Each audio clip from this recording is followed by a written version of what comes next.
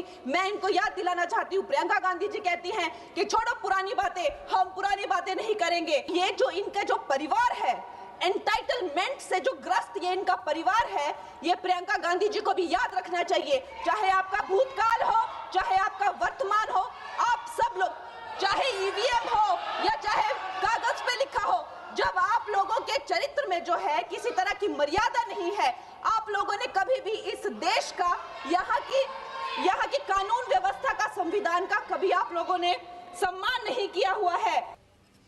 जनता की प्रतिनिधि हूं, कलाकार तो नहीं हूं। फिर भी सुन लीजिए, मेरी एक सलाह ले लीजिए, मेरी एक सलाह ले लीजिए। सर मैं आपको आपके माध्यम से सलाह दे रहे हैं, हम छोड़ना नहीं। सर मैं आपके माध्यम से एक सलाह दे देती हूँ। हमारे प्रधानमंत्री महोदय 12 सालों से इस सदन में हैं, मैं मात्र 12 महीनों से हूँ। फिर भी छोटी सी सलाह है। उन्होंने अभी हाल ही में चुनाव था, कुछ महीनों पहले उन्होंने एक सूची निकाली थी कि विपक्षी दलों ने और विपक्ष के नेताओं ने कितने अपमान किए हैं इनके, और उसमें शायद 90-99 ऐसे उन्होंने अपमानों की सूची बनाई थी। तो मैं उनको एक छोटी सलाह देना चाहती हूँ कि नेहरू जी से जितनी भी शिकायतें हैं, जितनी भी गलतियाँ उन्होंने की आपके जहन में, जितनी भी गालियाँ देनी है, जितना भी अपमान करना है, उसकी भी एक सूची बना दीजिए। नहीं, बात खत्म नहीं है। 999 अपमान, 9,999 अपमान, सूची बना दीजिए और फिर हम एक समय निर्धारित करते हैं। जैसे हमने 10 घंटे आज वंदे मातरम पर हमने बहस किया है ना, उस तरह से हम अध्यक्ष महोदय जी से पूछेंगे, एक समय निर्धारित करेंगे, 10 घंटे, 20 घंटे, 40 घंटे, जितने घंटों में आपकी ये शिकायत पूरी हो जाए, माननीय सदस्य आप शांत हो जाए और हम बहस कर लेंगे। लेकिन इस सदन का कीमती समय, जिसके लिए हमें यहाँ पे जनता ने भेजा है, जैसे हमें जनता की समस्याओं को हल करने के लिए चर्चा करनी चाहिए, इस्तेमाल करना चाहिए, उसको एसी के लिए इस्तेमाल करिए। उसके बाद जैसे अंग्रेजी में कहते हैं ना, जैसे अंग्रेजी में कहते हैं कि once and for all let's close the chapter, close कर लीजिए। देश सुन लेगा क्या क्या शिकायतें हैं, किसने क्या किया, इंदिरा जी ने क्या किया, राजीव जी ने क्या किया, परिवारवाद क्या होता है, नेहरू जी ने कौन सी गलतियां की, सुना लीजिए, फिर खत्म। उसके बाद बेरोजगारी, महंगाई,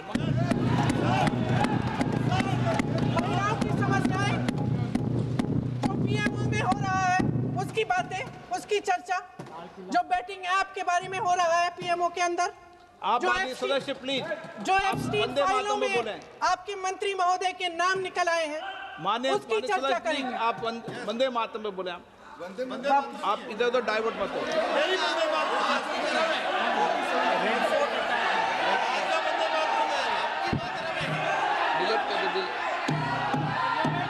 क्या हो गया? आप 1 मिनट, हाँ कर दे। क्या हो गया? अंत में चिड़ी गए।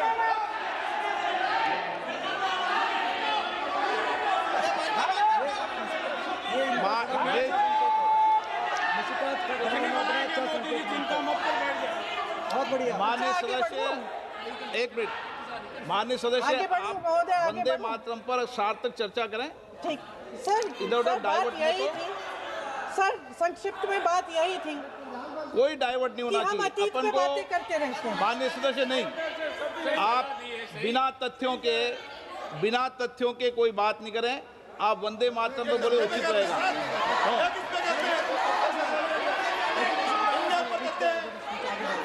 मैंने प्लीज। अध्यक्ष महोदय, मैं आपकी बात मानती हूँ, लेकिन बिना तथ्य के बहुत सालों के लिए ये हम पर आरोप डाल रहे हैं।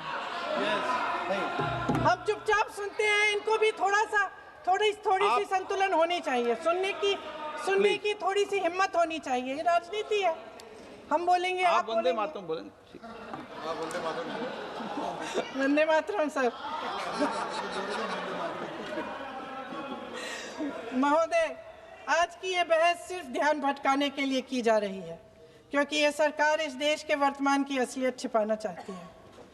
आज देश का युवा कितना परेशान है, कितनी मुश्किल में है, पेपर लीक होते रहते हैं, बेरोजगारी है, महंगाई इतनी बढ़ चुकी है, इसकी चर्चा हम सदन में क्यों नहीं कर रहे हैं? आरक्षण के साथ जो हो रहा खिलवाड़ है उसकी चर्चा हम यहाँ क्यों नहीं कर रहे हैं? महिलाओं की बात होगी, बड़े बड़े ऐलान होंगे, मगर उनकी परिस्थितियों को सुधारने के लिए कोई ठोस कदम यहाँ क्यों नहीं उठाया जा रहा है? इन्हीं दरवाजों के बाहर खड़े होकर पत्रकार तरह आपने कहा कि आरोप मत लगाइए बगैर तथ्य के, तो मैं बोलूं कि नहीं बोलूं? नहीं, बिल्कुल नहीं। नो, आप उधर की बात मत बोलो। आप जल्दी से सदन में जो कुछ भी बोले वो तथ्यों से बोले। आपको हर चीज ऑथेंटिक करनी पड़ेगी, इसलिए आप तथ्यों से बोले। अच्छा सर, बड़े बड़े शहरों में प्रदूषण है, लेकिन हम इस सदन में बैठकर सिर्फ छोटी छोटी बातें करेंगे। जी,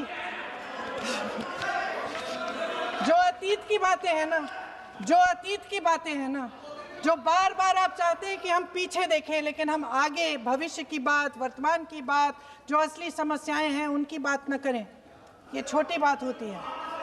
आप में हिम्मत है तो भविष्य की बात करिए, हिम्मत है तो बात करिए कि बेरोजगारी क्यों है, कि पेपर लीक क्यों होते हैं।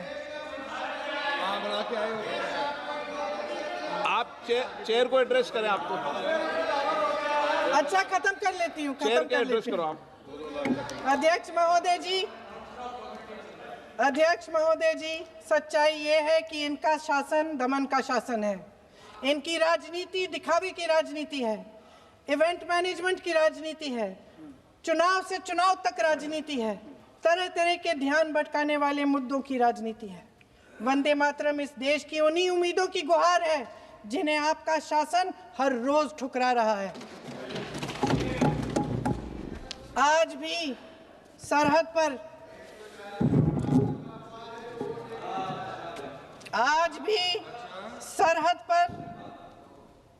पर जवान जब दुश्मन का सामना करता है तो उसकी छाती में वंदे मातरम गूंजता है। आज भी जब हमारा खिलाड़ी अंतर्राष्ट्रीय खेलों में जाता है तो उसके दिल की धड़कन में वंदे मातरम होता है। आज भी इस देश के करोड़ों देशवासी जब अपने राष्ट्र ध्वज को फहराते हुए देखते हैं तो उनकी जबान पर वंदे मातरम, वंदे मातरम, वंदे मातरम आता है। कांग्रेस के हर एक अधिवेशन में 1905 से लेकर आज तक सामूहिक तौर पर वंदे मातरम गाया जाता है। आपके अधिवेशनों में गाया जाता है कि नहीं, ये बताइए। अपने देश की आत्मा के इस महामंत्र को विवादित करके आप एक बहुत बड़ा पाप कर रहे हैं। इस पाप में कांग्रेस पार्टी शामिल नहीं होगी। ये राष्ट्रगीत वंदे मातरम हमेशा से हमें प्यारा है, हमेशा से हमारे लिए पवित्र रहा है और हमेशा के लिए हमारे लिए पवित्र रहेगा।